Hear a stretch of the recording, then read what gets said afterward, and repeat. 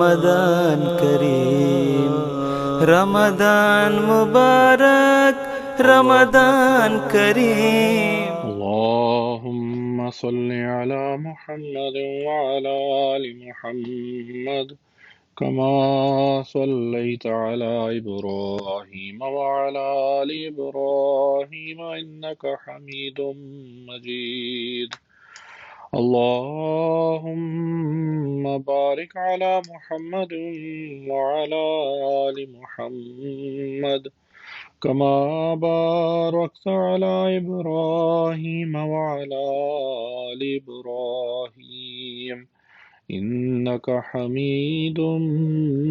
مجيد.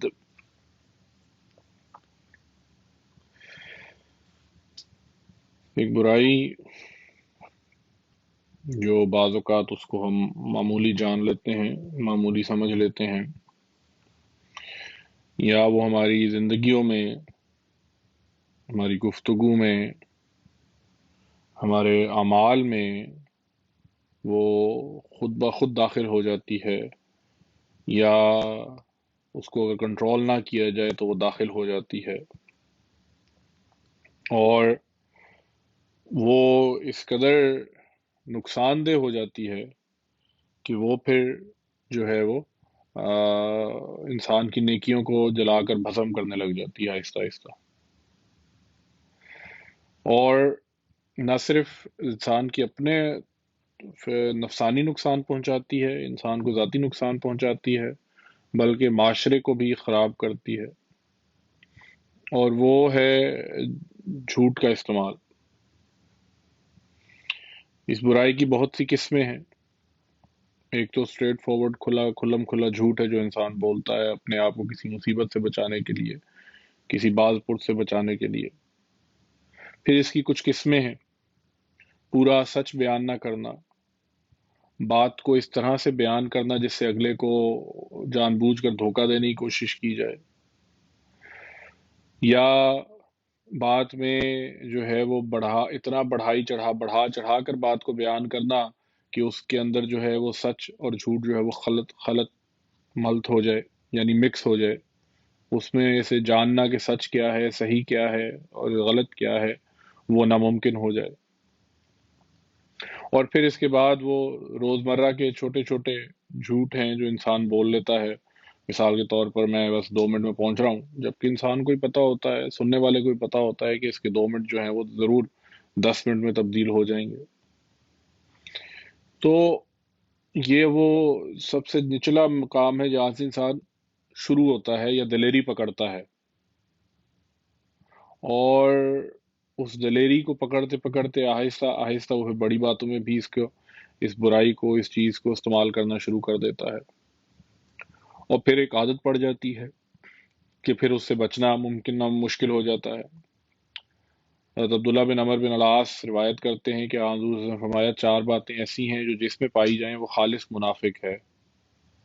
اور جس میں ان میں سے ایک بات پائی جائے اس میں نفاق کی ایک خصلت پائی جاتی ہے یہاں تک کہ وہ اس کو چھوڑ دے۔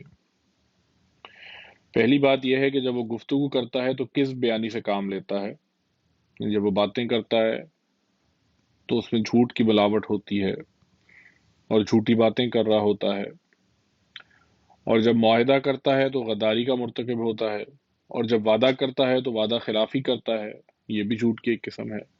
اور جب جھگڑتا ہے تو گالی گلوچ سے کام لیتا ہے۔ تو یہ ساری جھوٹ سے تعلق رکھنے والی باتیں ہیں۔ تو یہ وہ چیزیں ہیں جن کو ہمیں چھوڑ دینا چاہیے، اور حضور صلی اللہ علیہ وسلم نے کس قدر ہمیں اس بات کی طرف توجہ دلائی ہے، چھوٹی چھوٹی باتوں کی طرف توجہ دلائی ہے۔ فرمایا کہ حضرت ابو ہریرہ نے ایک دفعہ روایت فرمائی مسند احمد بن حنبل میں کہ حضور صلی اللہ علیہ وسلم نے فرمایا کہ جس نے کسی چھوٹے بچے کو کہا آؤ میں تمہیں کچھ دیتا ہوں، پھر وہ اس کو دیتا کچھ نہیں تو یہ جھوٹ میں شمار ہوگا۔ یہ تربیت کے لیے بھی ضروری ہے، بچوں کی تربیت کے لیے دیکھیں مذاق میں بھی ایسی باتیں نہیں ہونی چاہیے، ورنہ اسی طرح مذاق میں ہی بچوں کو بھی غلط بیانی کی عادت پڑ جاتی ہے، جو آگے چل کر جب پکی عادت ہو جائے تو جھوٹ بولنے میں بھی آر نہیں سمجھتے اور اس کا احساس ہی ختم ہو جاتا ہے۔ چھوٹی چھوٹی باتوں پر بچہ جب بات کرتا ہے تو ماں باپ ہنس دیتے ہیں، وہ اس نے تو بچہ ہے بات کر دی، اور اس پر اس کو جو ہے وہ لاڈ پیار کرتے ہیں، دیکھیں کتنی کتنی فنی بات کر دی ہے، ایسے تو نہیں تھا لیکن اس طرح سے بیان کر رہا ہے، بچنے کے لیے بیان کر رہا ہے، اپنے آپ کو بچانے کے لیے بات اس طرح سے کر رہا ہے۔ تو جب اس بات کو مذاق میں لے جاتے ہیں تو بچہ بھی اس کو مذاق میں لے جاتا ہے، پھر اس کو دوبارہ کرتا ہے، پھر بعض اوقات والدین اس دوبارہ کرنے پر پھر ہنستے ہیں، تو بچے میں وہ عادت پختہ ہوتی چلی جاتی ہے، عادت پڑ جاتی ہے۔ پھر ایک قسم کا جھوٹ جو ہم بولتے ہیں وہ عمومی طور پہ اس کو عمومی طور پہ سمجھتے نہیں ہیں، وہ صحیح بات، پوری صحیح بات نہ بیان کر کے اس طرح سے، اس انداز سے آدھی بات بیان کی جاتی ہے کہ تاکہ اگلے کو صحیح بات کا علم ہی نہ ہو۔ حضور صلی اللہ علیہ وسلم نے فرمایا تھا کہ کوئی ایسا شخص جو جھوٹ بولنے سے نہیں رکتا، والعمل بھی، اور اس پر عمل کرنے سے نہیں رکتا، تو اس کے بھوکے پیاسے رہنے کا اللہ تعالیٰ کو فائدہ نہیں ہے، اس کا فائدہ کوئی نہیں ہے۔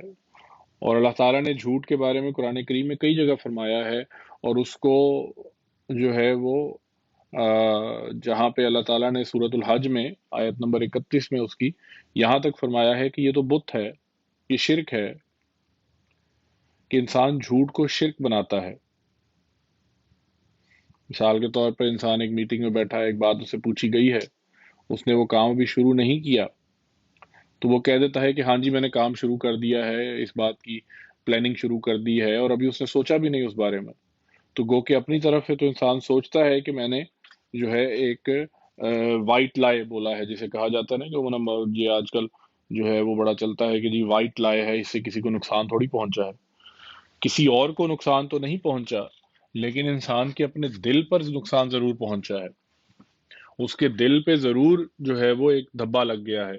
کہ اس نے اس جھوٹ کو، اس عتاب سے بچنے کے لیے، اس پوچھ گچھ سے بچنے کے لیے، اس سوال و جواب سے بچنے کے لیے غلط بیانی سے کام لیا۔ اور پھر بعض اوقات انسان جو ہے وہ ایسے بھی بات کرتا ہے، بڑھا چڑھا کر بات بیان کرتا ہے کہ جس میں، جیسا کہ میں نے شروع میں کہا تھا، اصل حقیقت کا بیان کرنا مشکل ہو جاتا ہے کہ اصل حقیقت ہے کیا، تو وہ بھی ہے۔ اور یہ بھی یاد رکھنا چاہیے، ایک حدیث میں حضور صلی اللہ علیہ وسلم نے فرمایا کہ ایک شخص آپ کی خدمت میں حاضر ہوا، عرض کیا یا رسول اللہ جنت کا عمل کیا ہے؟ فرمایا سچ بولنا۔ اور جب کوئی بندہ سچ بولتا ہے تو وہ فرما بردار بن جاتا ہے، اور جب وہ فرما بردار بن جاتا ہے تو حقیقی مومن بن جاتا ہے، اور جب کوئی حقیقی مومن بن جاتا ہے تو انجام کار وہ جنت میں داخل ہو جاتا ہے۔ اس شخص نے دوبارہ دریافت کیا یا رسول اللہ دوزخ میں لے جانے والا عمل کون سا ہے؟ تو حضور صلی اللہ علیہ وسلم نے فرمایا جھوٹ۔ ایک شخص جھوٹ بولتا ہے تو نافرمانی کرتا ہے،